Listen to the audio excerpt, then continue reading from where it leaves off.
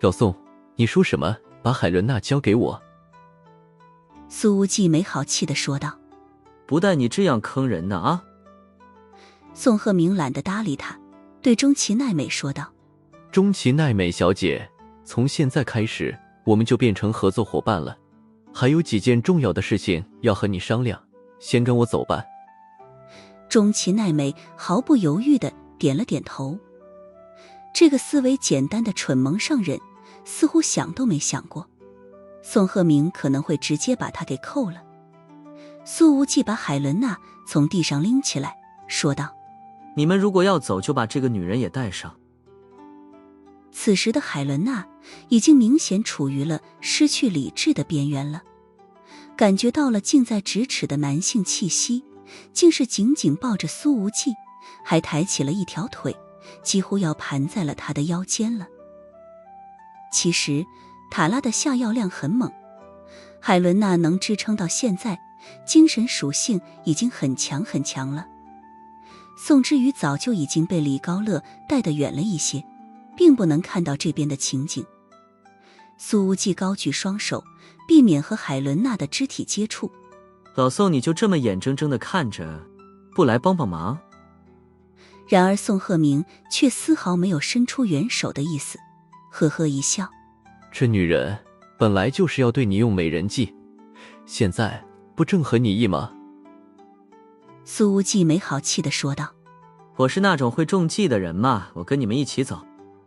然而这时候海伦娜已经要吻上苏无忌的侧脸了，从他嘴巴里喷吐出来的热气还透着撩人的酒香。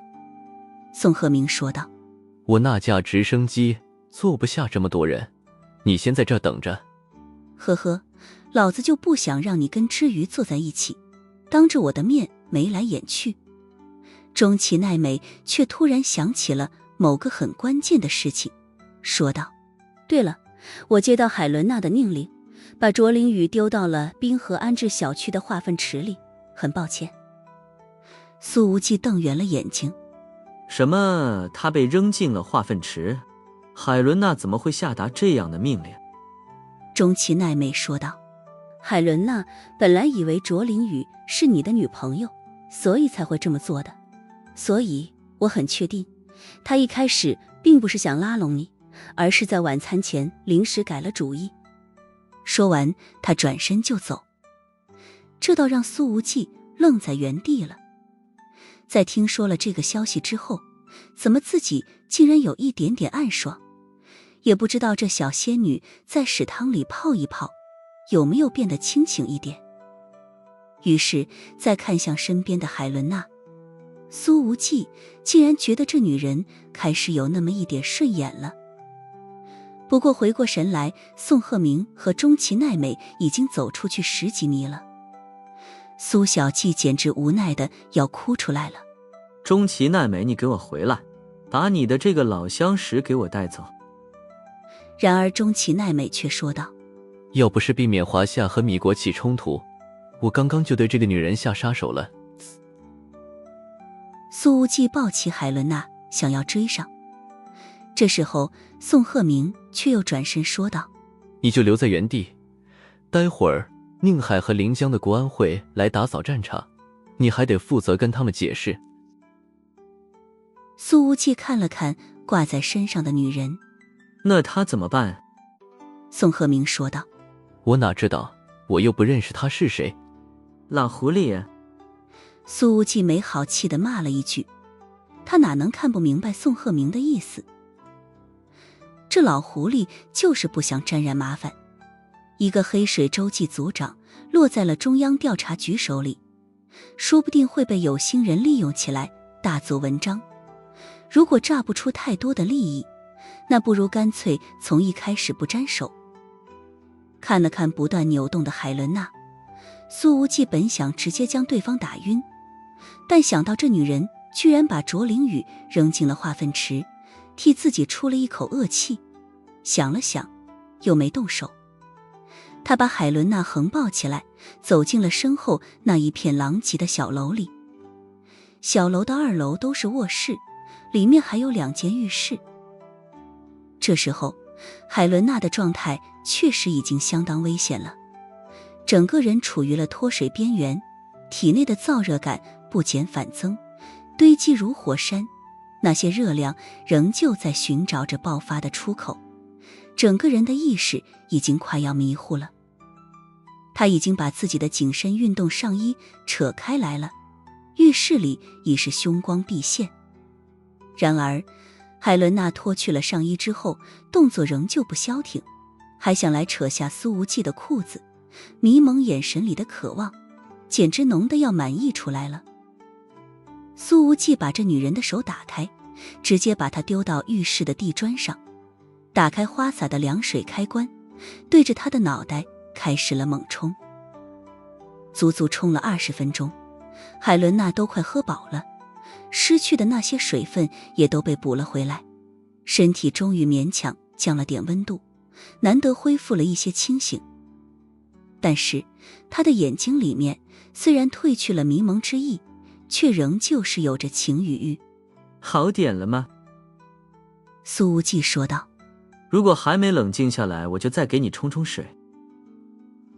海伦娜从地上爬起来，站在苏无忌面前，双手已经搭上了他的肩膀。此时这位周记族长的头发和衣服彻底湿透，整个人从上往下在流着水，看起来确实极为撩人。湿了身的状态配上那火辣之极的身材，实在是让人很不淡定。其实我已经知道塔拉用的是什么药了，黑水公司的某些特工经常会用这种药来对付那些贵妇，这种药效那么猛，必须释放出来才行，光冲凉水又怎么可能搞得定？海伦娜盯着苏无忌，红唇一张一合之间流露出了让人难以拒绝的热量。苏无忌说道，要不然我送你去医院，让护士从你那儿抽一管子血。我又不是男人，抽血怎么可能有作用呢？海伦娜的嘴唇距离苏无忌的面庞越来越近，手已经搂住了苏无忌的脖子。你现在帮我，我不仅不会怪你，还会感谢你。苏无忌却挪开了对方的手，说道，你依然很不清醒。他其实也快不清醒了，虽然跟这女人并没有任何的感情基础，可对方现在是赤膊上阵，都撩人成这个样子了，自己也是个正常男人好不好？马德破功法。海伦娜抓住了苏无忌的手，她说道，没有男人曾经进入过我的身体，你会是第一个。苏无忌没好气地说道，这有什么好骄傲的，我还留着第一次呢，可不想把第一次给你。然而海伦娜再次吻了上来，她一直在寻找着苏无忌的嘴唇，一边吻着，她还一边把自己的那条紧身速干运动装扯到了脚踝，抬起那有力的大长腿，将衣服远远甩到了浴室外面。我去，你别这样，你能不能先让我出去？被对方光着膀子这么蹭来蹭去，苏小处真的感觉到自己的腿都要软了。帮我求你了，他说道，那声音里带着祈求，也带着期盼，唯一没有的就是反感。苏无忌感觉自己也快不清醒了，脑袋热得像是刚开了锅的粥。这怎么帮啊？我真的没有经验啊。海伦娜说道，没有经验也没关系，我们可以想其他的办法。紧接着看到对方的动作，苏无忌随之瞪圆了眼睛。这样也行。半个小时之后，海伦娜终于缓过来了一些，躺在地面上，大口地喘着气，眼神时而朦胧，时而清醒，最后还说了一句，这个塔拉这个仇我一定要报。只是这语气虽然阴狠了些，可那红润的面色显得比之前那位杀伐果断的周记族长更动人了些。你报什么仇？那个长着小雀斑的族长都已经死在中崎奈美的手上了。苏无忌不禁说道。话说我胳膊都酸了，你到底好点没？我特么有什么义务来替你解毒啊？不过他确实也是学到了新知识，头一次知道这种毒还能这样解。话说这西方的药就是不如华夏的靠谱啊，要是华夏那些老中医下了药，用手指肯定解不了毒，8成得真正的阴阳调和才行。在过去的这半个小时里，苏无忌也更加清楚了身体素质的重要性。也幸亏是由于海伦娜出身于三角洲部队，常年累月的训练，使得他可以经得住这种毒药的考验。要是换做别人，怕是撑不到现在，更无法支撑这种解毒过程。打个不恰当的比方，海伦娜的身体素质就像一台6.2排量的全新道奇地狱猫，这种米式肌肉车不仅排量极大，动力极强，还带机械增压的。之前塔拉给海伦娜下的毒，似乎就像是往这台地狱猫的油箱里加了一瓶高效燃油宝，反而使得汽油燃烧得更加充分了，动力也更充沛，续航也变得更久了。要是换做普通人，要么是直接凉凉，要么是给身体留下不可逆转的后遗症。谢谢。海伦娜盯着面前的华夏青年说道。我确实得感谢你。苏无忌没好气地说道。感谢个屁，我是被迫上阵，你还没有赔我的精神损失费。你要是没钱，就从你们黑水公司的行动经费里面出。海伦娜双手搂着对方的脖子，撅了撅嘴，一股几乎从这个特种组长身上出现的骄意展现在了苏无忌的面前。为什么老提钱？你对我就那么没兴趣吗？苏无忌直接将他一把推开。老子就是对你没兴趣，再强调一遍，我是正人君子，君子爱财，取之有道。海伦娜意味深长地笑起来。我懂了，怪不得呢，取之有道。苏无忌没好气地说道。差不多得了，不要瞎解释成语，再废话就把你扔大街上，谁爱来谁来，反正这活老子不干。要不你再来试试，这一次说不定感受不一样呢。海伦娜的眼睛里还有着期待之色。在来到华夏之前，她还恨不得把这个导致迷雾协定拦截行动失败的青年扔到化粪池里去。可现在，她越看她越觉得顺眼。说来也是奇怪，自己之前怎么对东亚人就完全没有半点顺眼的感觉呢？苏无忌立刻起身，抄起了花洒，打开了凉水开关，没好气地说道。少说废话，还是先给你清醒清醒的。随后他继续用凉水给海伦娜降着温，一副坚决置身事外的态度。这一次不管对方用上什么理由，自己的立场都不会动摇的。我们一起洗。海伦娜说着，跪在地上想要拽下苏无忌的裤子。你干什么啊？苏无忌双手捂着，想要往后退，他才不愿意把自己交给这个外国女人。穆千与白木哥、江晚星都还在等着呢，自己的选择困难症都还没治好呢，凭什么便宜这个黑水公司敌有立场不清的女人了？而这时候，苏无忌忽然间听见了门口走廊传来了脚步声。可是当他听到的时候，已经来不及了。此刻自己和这海伦娜站得那么近，这状态实在是太容易引起误会了。一道身穿牛仔外套的青艳身影已经映入了苏无忌的眼帘。随后充满了疑惑的声音响起：无忌，你来到这里的竟是朴妍希。这个宋鹤鸣不是说来到这儿的是国安吗？还有朴姐姐，这也太快了吧！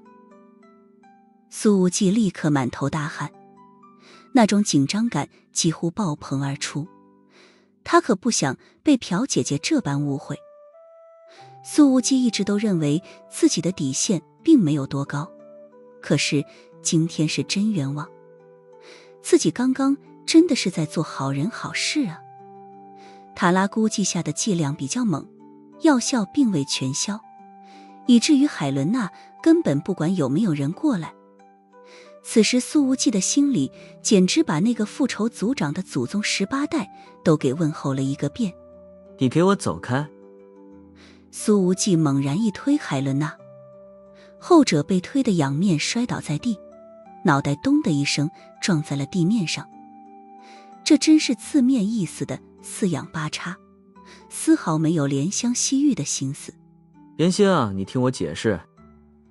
苏无忌着急忙慌地转过身来，结果直接被海伦娜的手给绊倒在地，裤子还落在脚踝，这一下脑袋着实撞得不轻。朴妍希本来愣在门边，此时被这面目狰狞的苏小季给吓了一跳，终于缓过神来了。他也随之转身快步离开，头也不回地说道：我也不是有意的，无忌，你先忙，忙完了再出来。我忙个屁呀，我不忙。苏无忌站起来就想追，忽然发现自己裤子还没提起来，连忙整理好，跟着追下了楼。朴妍希已经来到外面了，吹着夜风，她的俏脸已经明显红起来了，心脏砰砰直跳。刚刚那外国女人眼看着都要吃上了，自己是不是坏了弟弟的好事？来到这里的并不是灵州警察，也不是国安，相反，只有朴妍希一个人。他是以私人身份赶到这里的，和公务无关。事实上，灵州警察确实接到了一起报案，报案人是临江大学的一名研一女生。她说自己被米国山姆大学代表团的贝亚特丽斯扔进了化粪池。可是灵州警方查找了一下代表团的名单和照片，发现查无此人，于是此案也就暂时成了悬案。凶手杳无音讯，似乎短时间内都不可能被抓住，只有卓仙女受伤的事件达成了。妍希啊，你听我解释。苏无忌连忙追出来说道：这事情真的不是你看起来的那个样子，这女人是黑水公司的组长，被他们内部人下了毒，我刚刚是在帮她解毒。他说完了事情的真相之后，忽然发觉傻子才相信，虽然每一个字都是真的，可还是太扯淡了。朴妍希面带些许复杂的微笑，眼睛亮晶晶的，似乎反射着天上的星光。我相信的，朴妍希说道。但你刚刚……他抿了抿嘴，低头看了看脚面，又转向了一旁，没有再说什么。苏无忌还是很想解释，我真的是冤枉，你知道我平时有多热心的，我真的是纯帮忙。朴妍希又抿了抿嘴，俏脸还是红红的，这红晕配上她的轻颜，实在是无比吸引人。妍希，你知道我的为人。苏无忌强调了一遍。朴姐姐的声音并不大，稍稍错开了眼神。不，我的意思是，刚刚摔了那一下，会摔伤吗？苏无忌，他一下子被感动了。别人都关心你飞得高不高，只有朴姐姐关心你会不会受伤。谢谢你，妍希，问题不大，顶多疼2天吧。苏无忌揉了揉脑袋说道。事实上，刚刚绊倒的那一下，苏小季差点都被撞哭了。那咱们回去吧。朴妍希本想问要不要给他上个药，但这句话到了嘴边还是憋回去了。苏无忌说道。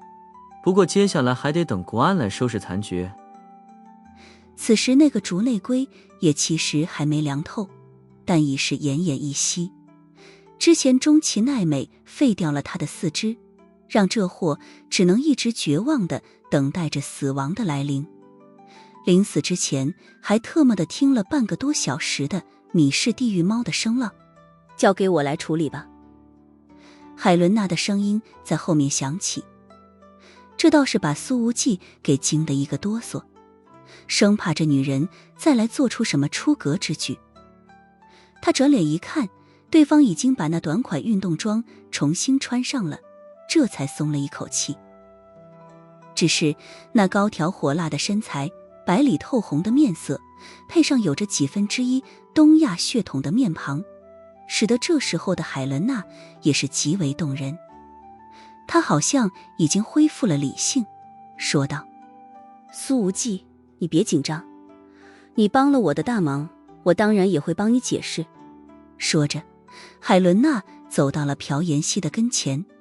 事情不是你想的那样子，我被黑水的同事被刺下毒，苏无忌并没有和我发生实质性的关系，但他确实是在很辛苦的想方设法的帮我，让我甚至开始期待下一次中毒。苏无忌差点没疯了。你给我闭嘴，你解释个毛啊！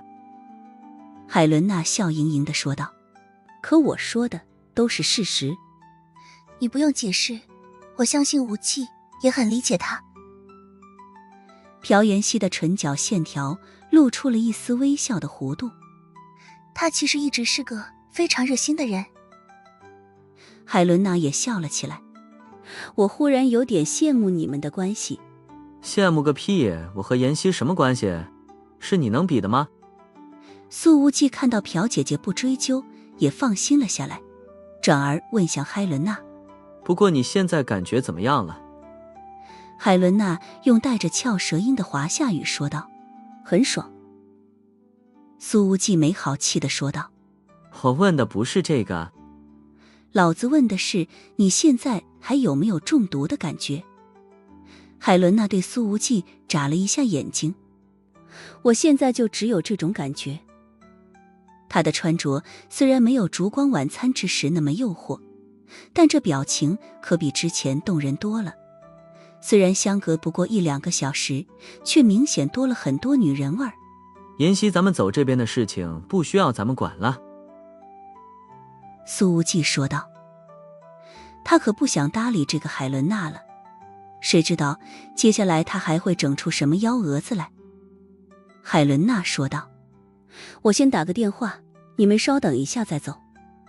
随后他彻底无视保密规定，直接越过了黑水公司，把电话打给了中情局的某位实权副局长，把事情原原本本地汇报了一遍。这次的内斗对于整个黑水来说都是巨大的伤害。海伦娜如果能抓住这次机会，必然能在公司里更进一大步。而汇报结束之前，那位实权副局长却很关心地问了一句：海伦娜，你有没有搞好和苏无忌的关系？海伦娜，他没想到，在听说了公司严重内斗的消息之后，这位副局长居然还能想起这件事儿。难道和面前这个青年搞好关系就那么重要吗？你没完成。那位副局长的语调明显提高了一些。不，我完成了，和他的关系已经变得很亲近了。海伦娜认真思考了一下他和苏无忌之间的关系，说道：我们应该算是好朋友了，但我并不知道您这么安排的用意是什么。难道苏无忌有什么特殊的身份？这些问题不需要你来关心，并且我给你的这些安排必须严格保密。电话那边说道。是，请您放心。海伦娜说道。不过黑水公司出了这么严重的事情。这不重要。那位副局长说道。黑水公司怎么内斗，我懒得管。就算这公司完蛋了，我也可以扶持起另一个黑水。但拉拢苏无忌的事情，你既然完美完成了，那么回来就等着升职吧。这样就能升职？海伦娜下意识地看了看苏无忌的手指。难道说这个就是传说中的生殖器？在挂电话之前，这位副局长还补充了一句：如果有机会的话，邀请苏无忌先生来米国游玩。如果成功的话，你将成为黑水公司的真正高层，而不只是一线行动组长。听了这句话，海伦娜的眼光明显亮了一下。她其实是有很强烈的事业心的，不然在一线也不可能拼到这种程度。若是能成为黑水公司的高层，就无疑相当于站在了国际安保界和佣兵界的食物链顶端了。想要拥有这么大的权力，居然只要想办法把苏无忌邀请到米国就行。海伦娜瞄了瞄苏无忌的手指，又瞄了瞄苏小季，看来自己如果还想火箭式提拔，那大概需要另外一个生殖器了。大家都是成年人，行事多多少少有一些目的性。他对这种一换一的事情其实并不反感。挂断了电话，海伦娜看向苏无忌，问道：“你有没有时间跟我一起去米国？”去米国？苏无忌立刻言辞拒绝：“我绝对不去。”开什么国际玩笑？那边还不知道有多少人想要把自己丢进化粪池里呢。自己要是去了，那就不是引起腥风血雨了，而是屎风尿雨。海伦娜略有遗憾，不过也不着急，她说道：“你们先回去吧，这些东洋人的尸体我来安排处理。”显然，这女人在华夏国境内还有一些其他的人手。苏无忌连再见都没说，直接一拉朴妍希的手：“妍希，咱们走，快走。”然而海伦娜却笑眯眯地喊了一句：“无忌，你还没洗手呢。对，你当时用的就是你拉着这位小姐的手。”苏无忌的右脚差点被左脚绊倒。我明明两只手都用了，呸，不对。他气急败坏地说了一句：“这种玩笑都能随便开，你们米国女人真是有伤风化。”海伦娜笑得开心无比，月色之下，那被紧身运动衣包裹的曲线颤了又颤。等苏无忌和朴妍希的身形消失在了视野里，海伦娜的笑容消失了一些，取而代之的是另外一种动人的复杂表情。她扭头看向了2楼的浴室处，本能地咽了一口唾沫，润滑了一下喊疼了的嗓子。某些画面在脑海之中翻涌而起。这位周记组长摇了摇头，自言自语：“今天晚上真的太荒唐了，太离谱了。这次的华夏之行可真是让人难忘。”而此时，那位复仇小组的组长塔拉就倒在一堆碎石废墟里面，胸口出现了明显的凹陷，睁着眼睛再也不可能站得起来了。海伦娜走到塔拉的面前，看了看对方那张布满了灰尘和雀斑的脸，面无表情地从地上捡起了一把刀，直接插进了对方的胸口。“我好像还得谢谢你，不然不会升职升得那么快。”海伦娜说道。10几分钟后，这一片农庄已然烧起了一场大火，所有的建筑物和种植物都被点燃了。这一场大火也将毁掉今夜所有的痕迹。此时已经回到宾馆房间的宋鹤鸣收到了一条信息，内容是：宋局，样本已经送到临江省检测机构，他们连夜加班，3天内可以得出比对结果。宋鹤鸣关上了屏幕，闭上了眼睛，脑海里却全是首都20年前的电闪雷鸣。1个小时之后，海伦娜已经回到了云连山。在她的面前站着10几个衣衫不整的男人，这些人正是海伦娜麾下的拉丁美洲组，以及临时归她指挥的亚洲行动组。他们已经洗过好几遍澡了，可阵阵刺鼻的恶臭味道还是不断从他们的身上散发出来，在周围缭绕不散，形成了极为独特的气场。这些人似乎已经脱了力，连站着都明显腿软。谁能告诉我，为什么会搞成这个样子？海伦娜表情极为难看。当然，这些组员们并不知道，他们面前这位百战百胜的组长，同样被华夏人搞了。海伦娜组长，我们本来正在临江大学附近的街道分散待命，结果宁海国安就把我们给抓住了。亚洲组的副组长苦着脸说道：他们一定是得到了确切的情报，不然这一场抓捕绝对不会这么精准。海伦娜说道：你们是不是没反抗？这位亚洲副组长说道：是的，我们没有反抗，全部缴械，并且第一时间表明了黑水公司雇员的身份。宁海国安是华夏国安系统内最强势的主力分支，你们亚洲组没有反抗，做得很对。海伦娜有气无力地说道：毕竟亚洲组目前还不是自己的手下，不能直接骂他们废物，出了事还得安慰几句。而且面对强势的华夏国安，直接老老实实投降是最明智的举动了。只是这输的实在是稀里糊涂，丢死人了。这宁海国安也是奇葩，抓了人直接往化粪池一丢了事，连外交部门都不通知一下的吗？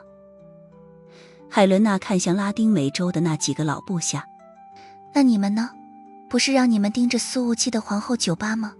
组长，我们也不知道那个皇后酒吧的实力这么强。拉丁美洲的副组长说道：我们也被精准包围了，其中有一个2米多的大个子特别厉害，我们实在是打不过。海伦娜叹了口气：你们打不过那个大个子也很正常，我调查过他，天生力量奇大，是苏无忌身边的超级打手。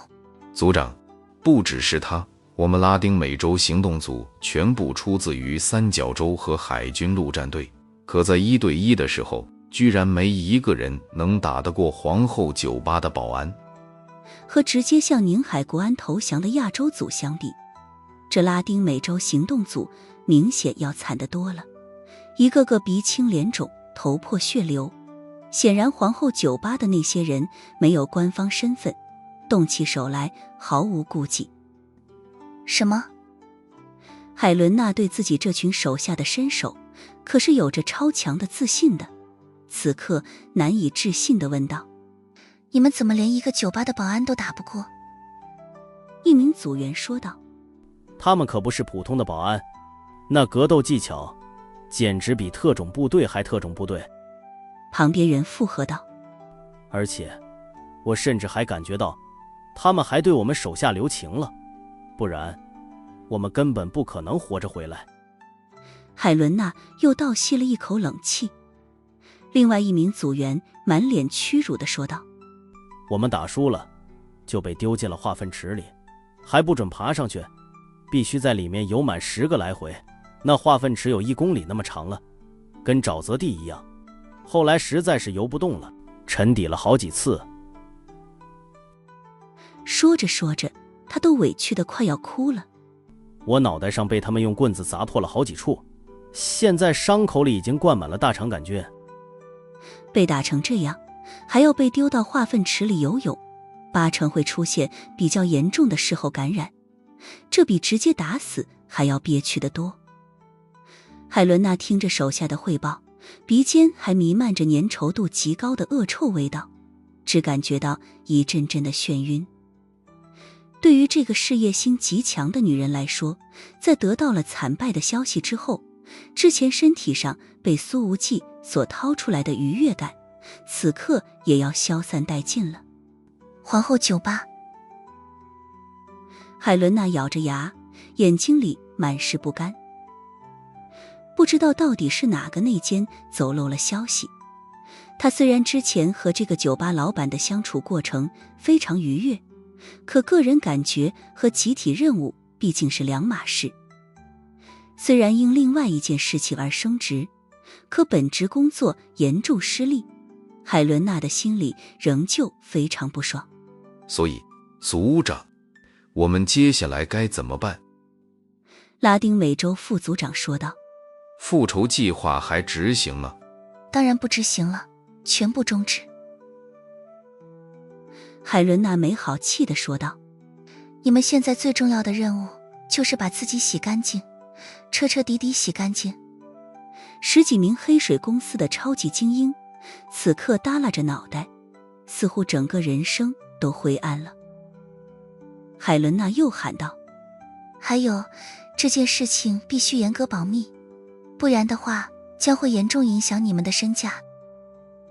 黑水公司的一线行动组员都是国际上其他安保公司抢着高价挖角的精英，但这事儿如果传出去，必然成为他们一辈子的污点。是。所有人齐齐正色喊道。与此同时，陷入悲催之中的还有卓灵雨。他好不容易爬出了化粪池，在附近的河里使劲洗了很多遍澡，才去派出所报案。可是卓灵雨的衣服都被屎汤子泡透了，哪怕在河里清洗过了，那味道却顶多去掉了1/3。当时他一走进派出所，整个房间都不能待人了，连笔录都是在院子里的路灯下面做的。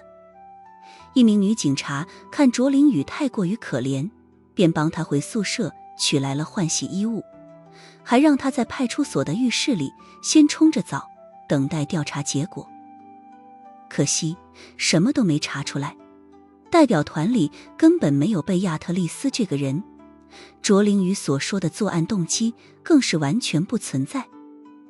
卓灵雨此刻还坐在派出所里，始终不愿意离开，天都已经亮了。几个警察陪着他熬了一整夜，倒是一点不困，因为鼻尖始终被那散不掉的味道熏着，极为提神醒脑。卓同学，这件事情也许和米国代表团没有关系，你好好回想一下，还有什么线索吗？那名对他很同情的女警说道。其实这倒不能怪警察不专业，实在是事情的因果联系太过于离谱。山姆大学的代表团怎么可能万里迢迢来到华夏，只为了把一个八竿子打不着的女生扔进化粪池？我还有一个怀疑对象，你们能不能帮我调查一下？卓灵雨的脑海里浮现出了一张无比明媚的笑颜。顿了顿，他说道，他叫宋之瑜，临江大学大一新生。女警捏着鼻子问道，他和你是什么关系？卓灵雨咬了咬嘴唇，犹豫了一下，说道，他是我的情敌。女警本能地觉得这条线索不可能成立，但想了想，还是找出了宋之瑜的联系方式，打了个电话过去。此时宋之宇已经起床了，正在小声背着单词。由于宋鹤鸣的要求，他并没有回宿舍住，而是就住在老宋的隔壁房间。李高乐则是一夜未眠，一直守在小之瑜的门口。他这倒不是在防什么国际杀手，而是在防止自家领导老牛吃嫩草。好的，请你们稍等，我现在就过去。宋之瑜接了电话之后说道，随后他走出了房门。李高乐见状立刻问道，之瑜这么早你去哪里？宋之瑜说道，派出所让我去一趟，有个案子需要我配合调查。这宾馆的隔音显然非常差劲，隔壁房门直接打开，宋鹤鸣走出来问道，派出所要查你什么事？宋之瑜如实说道，卓林雨学姐被丢进了化粪池，她怀疑此事和我有关系。宋鹤鸣的眼睛眯了一下，随后冷笑道，他怀疑你？我需要去现场解释一下吗？宋之瑜问道。我带你去。宋鹤鸣看了李高乐一眼，先去给之瑜买早饭。之前那个熊大无脑的上任已经把化粪池一事跟苏无忌说过了，当时老宋就觉得这海伦娜简直是脑子有坑。就这种脑回路奇葩的女人，居然还是黑水公司的主力周记组长。不过一想到黑水的那些组员也被丢进了化粪池，宋鹤鸣就不禁觉得苏无忌跟海伦娜还特么的挺般配的。宋之瑜说道：宋局长，我还不饿。宋鹤鸣说道：那也得吃点东西，尤其是早饭，非常重要。李高乐的脚步没动一下，明显有所怀疑地说道：宋局，你自己都经常不吃早饭，怎么对之瑜吃不吃饭这么上心？这老家伙又要借机支开自己了。你现在就去。宋鹤鸣一皱眉头说道：少在这里废话，极简。李高乐实在没办法了，只能对宋之瑜叮嘱道：之瑜，我先去买早饭，如果发生了什么事情，你第一时间给我打电话。女孩子在外，要保护好自己。随后他看了宋鹤鸣一眼道：宋局，你觉得我说的对吗？给老子滚远点。宋鹤鸣此刻简直想把这群手下统统开除。李高乐迅速买了早饭回来，看到宋之瑜安然无恙，这才放下了心。宋鹤鸣说道：去皇后酒吧，把苏无忌那小子接上，一起去派出所，让他自己去解决这风流债。听到马上又要见到苏无忌了，宋之瑜的眼睛一下子亮了起来，一如此时清晨的朝阳。看着他这瞬间生动的表情，宋鹤鸣叹了一口气，他忍不住地说道：之瑜，之前李高乐说的没错，女孩子在外面要保护好自己。宋之瑜的笑意很甜。老宋一见这表情，就知道自己刚刚的话完全白说了。等车子到了皇后酒吧，苏无忌已经结束了晨练，只穿着一条大裤衩，享受着朴姐姐的按摩。此时的朴妍希穿着白色的运动 T 恤，坐在苏无忌的床边，头发随意地挽起，晨光洒在她那不施粉黛的清绝容颜上，整个人都透着一股居家的清新之感。妍希，不如你以后就别走了，直接住在这儿吧。苏无忌说道：这样你每天早晨都能给我按一按。我师傅教给我的那7个动作，每次练完都腰酸背痛很难受的，尤其是今天这俩胳膊，也不知道怎么回事，酸成这个样子。朴妍希轻轻打了他的后背一下，轻笑了一下：你胳膊酸就去找海伦娜，我可不负责。回想着昨天晚上所看到的画面，一抹红晕重又爬上朴朴的面颊。苏无忌翻过身来问道：你真的一点都不吃醋啊？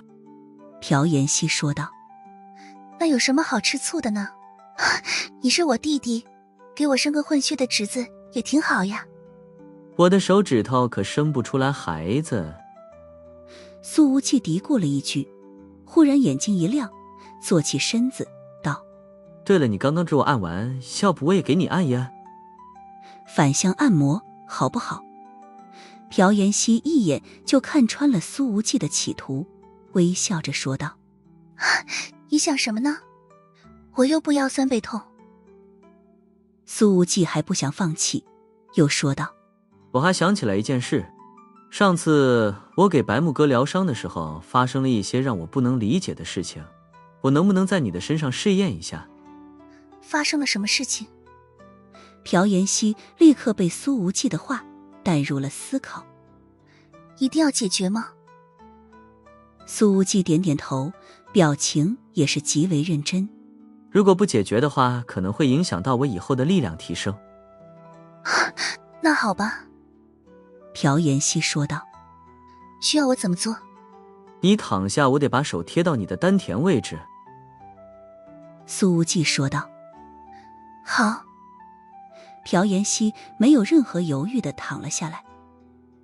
苏无忌有点紧张，小心翼翼地撩开了白色 T 恤，把手伸了进去。朴妍希的身体明显有些紧绷，呼吸起伏的幅度比平时大了不少。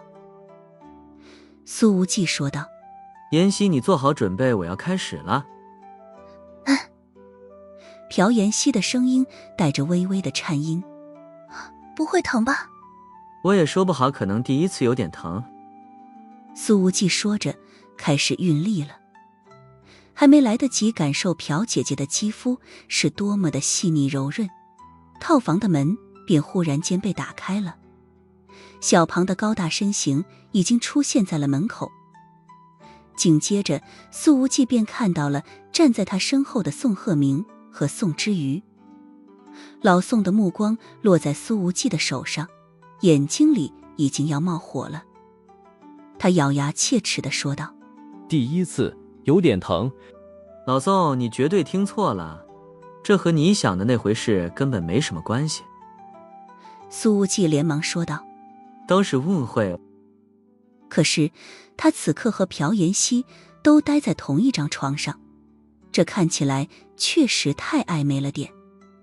宋鹤鸣没好气地说道：误会个屁，你的手现在还放在人家衣服里面。李高乐对苏无忌投来了一个同情的眼神，然后还发自内心地竖了个大拇指。苏无忌立刻把手抽出来。宋鹤鸣重重地哼了一声：现在的年轻人就是喜欢乱来。朴妍希也是俏脸通红地站起身来，双手把 T 恤下摆往下拽了拽，才说道：宋菊，你们误会了，我和无忌是姐弟关系。他是认得宋鹤鸣的。苏无忌立刻纠正：妍希，你不要乱解释，我可不承认咱们是姐弟。当着宋之瑜的面，宋鹤鸣实在是懒得纠结这俩人的关系。他看了看朴妍希的情艳容颜，随后有点稍稍意外，语气随之缓和了几分：妍希，原来是你啊。朴妍希轻轻点头，俏脸之上仍旧写着尴尬。宋菊，您还记得我的名字？以前跟调查局配合行动的时候，你也就见了我一面而已。这次真是误会，我和无忌的关系不是你想的那样。宋鹤鸣摆了摆手，对朴妍希的态度明显比对苏无忌和蔼了许多。妍希，你不用那么紧张，我能记住你名字，也不是因为之前见的那一面。不过他却没有详细解释，因为老宋忽然想起来什么，一下子紧绷起来。宋之瑜之前听说要来找苏无忌，明显心情雀跃了不少，可现在却遇到了小子和别地姑娘在床上，哪怕干的不是那种事儿，也算得上是超有意的接触了吧。宋鹤鸣想到了这一点，立刻满脸担忧地看向了宋之瑜。这事儿搁谁身上能不吃醋？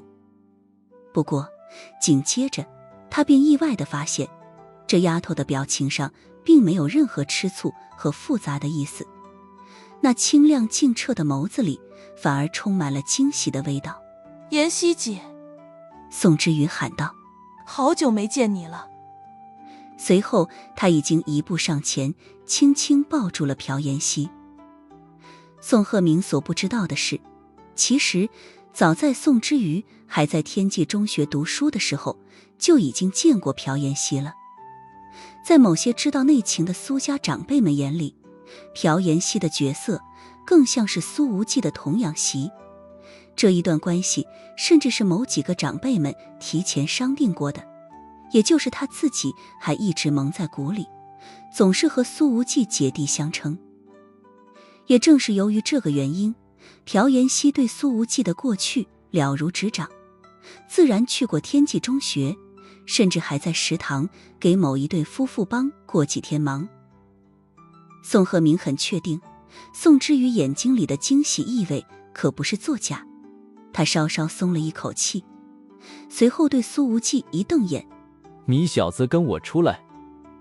苏无忌赤着上身，笑眯眯地跟在后面。宋菊有什么吩咐啊？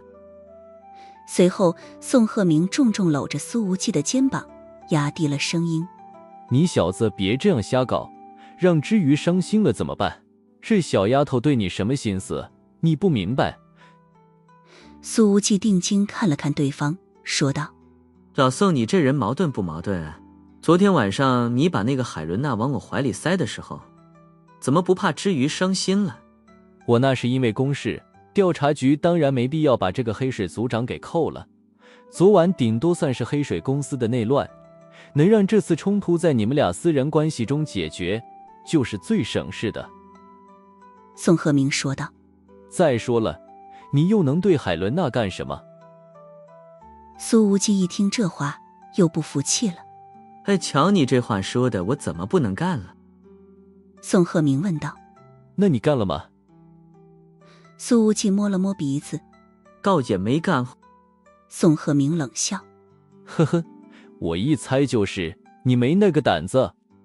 那你一大早带着知瑜闯进我房间是要干什么？苏无忌问道。宋鹤鸣便把卓灵雨的事情说了一遍。苏无忌一听，语气立刻不爽了。这个小仙女没完了是吗？怎么就怀疑到知瑜的头上来了？宋鹤鸣说道。你惹出来的风流债，抓紧解决了。苏无忌忽然看了宋鹤鸣一眼。老宋，你不对劲。宋鹤鸣的眼光微凝。呵呵，你说说看，我哪里不对劲？这种小事儿，哪里用得着你亲自出面，让手下人打一个电话就能搞定？苏无忌斜眼打量着宋鹤鸣。可现在，你居然要亲自带着知瑜去派出所，这就着实有点离谱了。宋鹤鸣，我就当是在多管闲事，有什么问题？苏无忌搂着他的肩膀。老宋，你对知瑜的关心有点超出寻常了。宋鹤鸣没什么表情。你放屁！关心则乱啊。苏无忌笑了笑。之前李高乐还提醒我注意盯着你，不要老牛吃嫩草。你现在这表现，啧啊。李高乐站在身后，一脸苦相。无忌，你就这么华丽的把我给卖了？苏无忌笑道。嗨，多大点事，你放心吧。老宋知道你是在关心之余，他高兴还来不及呢。宋鹤鸣黑着脸。我高兴个屁，李高乐，你年终奖没了。李高乐刚要说话，苏无忌递对萧音磊示意了一下。站在走廊旁边的萧经理款款走了过来，微笑着递塞给了李高乐一张卡。后者低头一看，是首都某个大型按摩会所的高级会员卡，上面的金额居然是38888，这得够做多少次的 SPA 了啊！苏无忌说道。这会所距离调查局总部就1公里，高乐兄累了的时候就去放松一下。李高乐顿时爽了，他咧嘴一笑。苏副组长够意思，什么年终奖，宋局爱扣就扣。宋鹤鸣一瞪眼，发现这些手下是越来越难管了，当面都敢负他面子。苏无忌却搂着宋鹤鸣的肩膀。老宋，你放心吧，我从头到尾也没认为你要老牛吃嫩草。宋鹤鸣，这还差不多。苏无忌说道。你这人虽然无耻，但确实也算得上个好人。苏无忌道。我能猜到你在想什么，但你知不知道，岳冰凌在临江大学第一次见到宋之瑜的时候，他说了句什么？宋鹤鸣的眼睛微眯。冰凌说了什么？苏无忌说道。他问宋之瑜，我们是不是在哪里见过？宋鹤鸣定睛看了苏无忌2秒钟，才轻轻叹了一声。你小子早就有这个猜测了。我没多想。苏无忌说道。但你这2天对之瑜格外的上心，走到哪儿都带着，我才有了这方面的猜测。宋鹤鸣知道自己确实有些失了方寸，可能他还觉得没出什么纰漏，可落在苏无忌这种鬼精的家伙眼里，那问题就太大了。摇了摇头，宋鹤鸣走到了走廊尽头的窗口，看着外面的秋日景象，抽出了2根白酱，递给了苏无忌1根。他的手指无意识摩挲着香烟绿嘴，秋日的阳光穿过他鬓角新生的白发，在那扛着许多重案的肩膀上投下了细碎光斑。苏无忌之前只叼烟不抽烟，这一次也把香烟放在嘴上，道：火机呢？我赔1根。宋鹤鸣掏出打火机，手却有些微抖。金属打火机在他手指间开合好几次才点燃，砂轮摩擦的声响像是生锈的时光齿轮。苏无忌见状摇头一叹，这种时候心乱了也是正常的。宋鹤鸣深深地吸了一口，才说道：我还没把这事儿告诉知瑜，但已经让人拿着样本去做鉴定了，3天出结果。苏无忌笑道：那你想要什么结果？宋鹤鸣一瞪眼：废话，那还用问？苏无忌仍旧面带微笑，盯着他吐了一口烟雾，没出声。宋鹤鸣随即叹了一声：说实话，有点突然，我也不知道自己是个什么心情。苏无忌说道：你知道我在梁山支教过，那个时候整个学校里只有2个人吃不惯折耳根，一个是我，一个是在梁山长大的宋之瑜。那玩意只有本地人才吃得惯。宋鹤鸣补充了一句：之瑜的身份证号是首都的。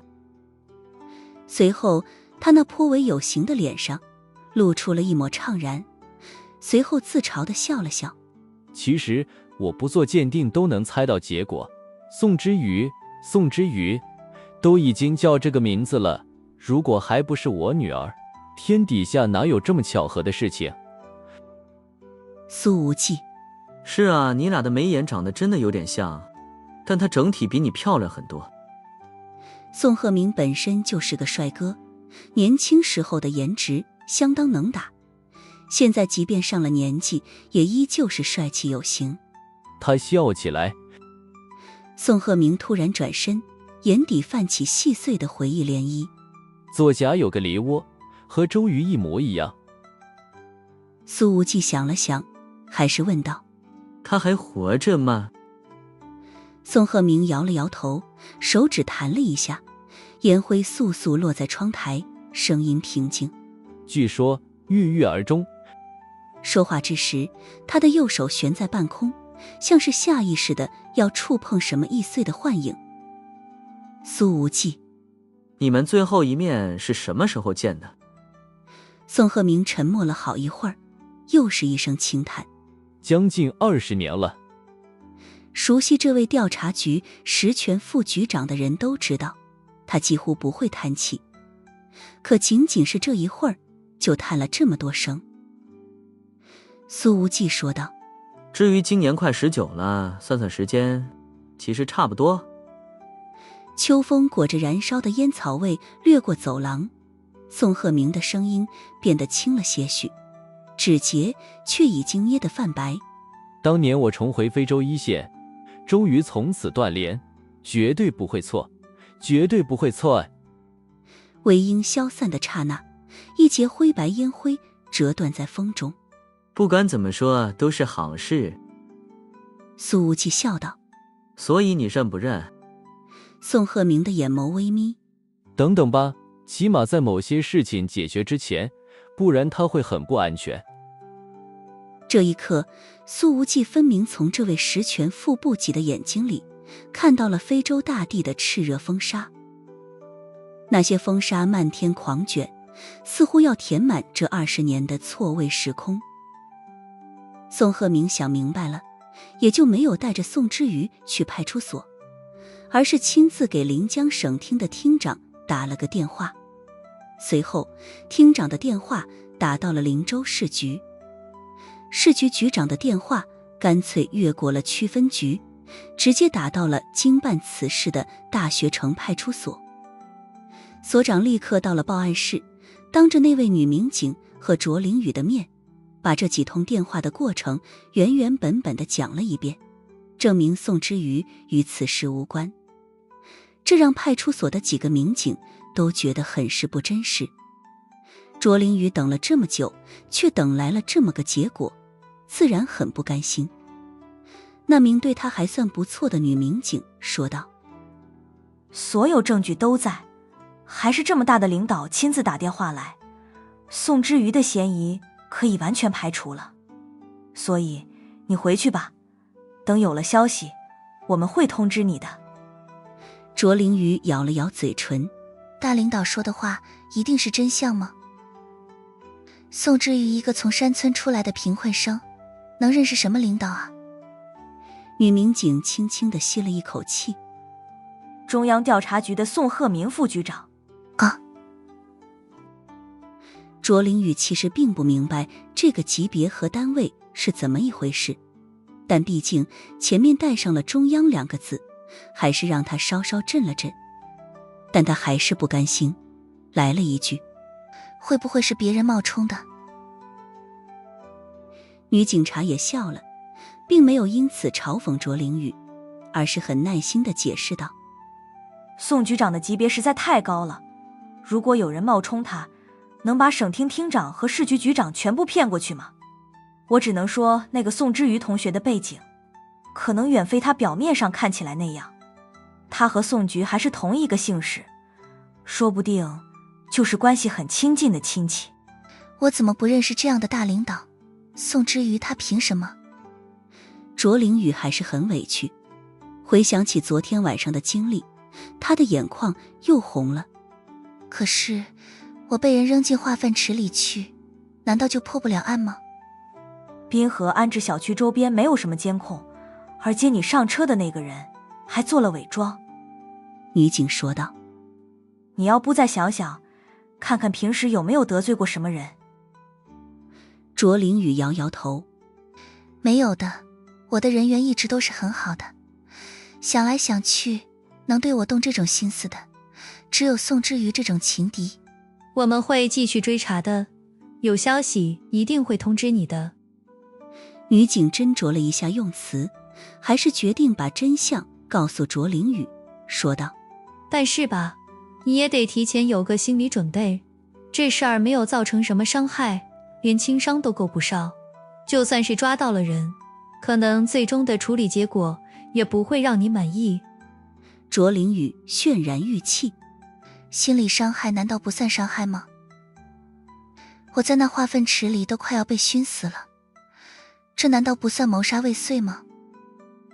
女警知道解释不通，只能说道：我理解你的心情，你先回去休息，等我们的消息就是。卓凌宇抹了抹眼泪，点点头：好，但还是得辛苦你们快一点，因为我可能用不了几天就要去米国留学了。女警察说道：好，祝你留学顺利。目送着卓凌宇走出去，女警察的眼神有着些许的同情和无奈。她总觉得这姑娘哪里少根弦的样子。卓凌宇回了一趟宿舍，又洗了好久的澡，刷了半小时的牙，想想昨天夜里的经历，又忍不住的在卫生间里大哭一场。洗了那么多遍，卓凌宇的皮肤都要搓地脱了皮，身上那股隐隐约约的恶臭总算是给洗得差不多了，可是心灵的创伤却不知道什么时候才能恢复。卓凌宇强行让自己忘却这件事情，换了一套全新的衣服，收拾了一下心情，走出了宿舍门。今天山姆大学的交流活动继续进行，海伦娜作为领队却并没有现身参与交流会议。卓凌宇拦住了一名山姆大学的老师，用并不算流利的英语问道：请问海伦娜教授去了哪里？那名老师说道：海伦娜教授有事情要处理，准备搭乘今天下午的航班返回米国了，现在应该已经快要起飞了。卓凌宇一听，顿时有点慌了神。他走得这么早，可是我的留学手续怎么办？海伦娜教授有没有告诉你们这件事？周围的2个老师都摇了摇头。可他明明答应我，要让我最近就去山姆大学留学的啊，还说要给我全额奖学金。卓林宇明显着急了，你们能不能给他打个电话？虽然学费和生活费还没有从苏无忌那边要过来，可是卓林宇想要留学的心却已经飞去了大洋彼岸了。这个老师摇了摇头，很抱歉，我不相信海伦娜教授会说出如此不专业的话。我就是山姆大学录取新生的审核老师之一，我们对新生的入学考核标准非常严格，更不可能在这种非入学期间给你违规操作。违规操作？怎么就违规了？留学梦魇看着就碎了，卓凌宇的眼眶一下子又红了。你们这是玩弄我的感情，我要联系海伦娜。行吧，我打个电话问一下。那名老师被缠得实在没办法了，于是当着卓凌宇的面给海伦娜打了个电话。电话接通，海伦娜一听是这事儿，立刻冷冷一笑，道：把电话交给卓凌宇，我来跟他说。卓凌宇拿起电话，努力调整出尊敬的语气，强行挤出了一丝笑容，说道：海伦娜教授，你好，你手下的那些老师们认为山姆大学不可能录取我，请你告诉他们，你已经代表山姆大学录取了我，并且给了我全额奖学金。海伦娜一想到这妹子可能是苏无忌的女朋友，眼里的表情忽然变得玩味了些许。昨天苏无忌帮助自己的那些动作，极有可能也帮助过这个卓凌宇。他想到这儿，嘲讽一笑，说道：卓凌宇同学，昨天晚上化粪池里的味道怎么样？卓凌宇的脸色唰地变白了，他满脸难以置信，结结巴巴地说道：海伦娜教授，你怎么知道这件事情？海伦娜微笑道：我不仅知道，还看了你在里面游泳的视频，真的很精彩呢。卓凌宇就算再傻，现在也明白是怎么回事了。昨天晚上的画面在脑海里浮现，让他的眼泪瞬间飙出。海伦娜，是你指使人这么对我的？对呀。海伦娜的笑容更加浓郁了。我劝你还是不要想着来米国留学了，不然我天天让人把你丢进化粪池里去吃个饱。说完，电话便被挂断了。原来这一场留学梦从头到尾都是假的，只是为了把自己骗进化粪池。卓凌宇的情绪瞬间崩溃。混蛋，混蛋！他把手机重重地摔在了地上，彻底失去了理智，喊道：你们米国代表团全是混蛋，全是骗子！周围的2个山姆大学的老师连忙说道：小姐，请你冷静，请你冷静。卓凌宇跟发了疯一样，坐在地上大哭了起来。你们米国人每一个人都是骗子，把我骗得好惨。交流会现场，所有的目光都朝着这边看来。林大几个参会的各学院院长和教授都皱了皱眉头。突然发疯了一样的大闹会场，成何体统？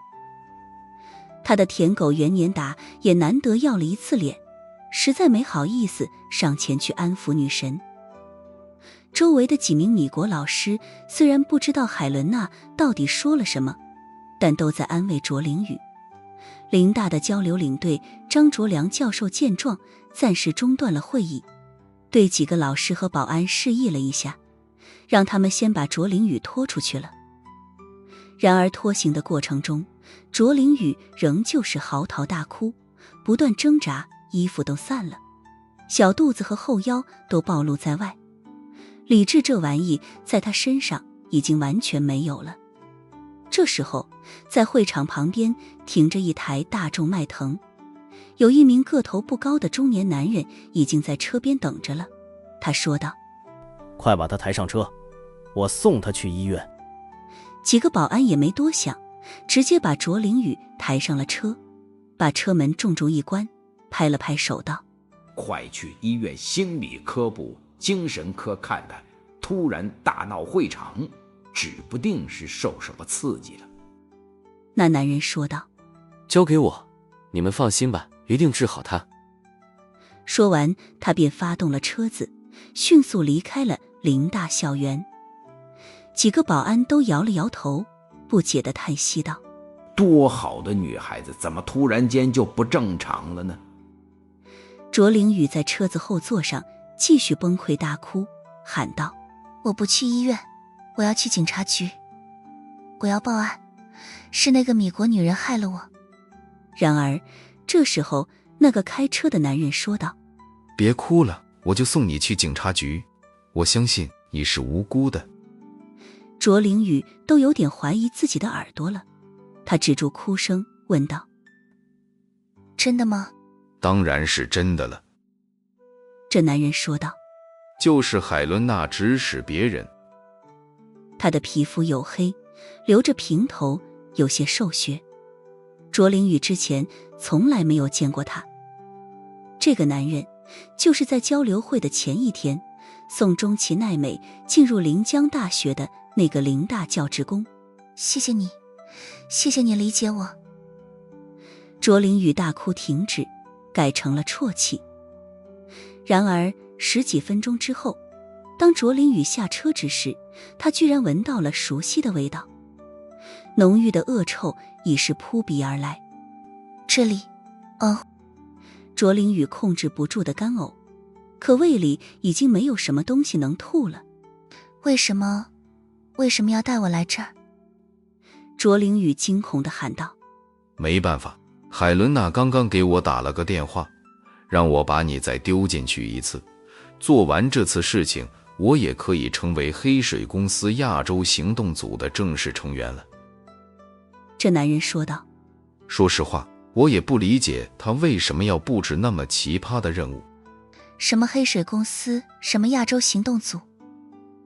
卓凌宇一脸茫然，这些名词距离他实在是太遥远了。他实在是搞不懂自己究竟是什么地方得罪了海伦娜。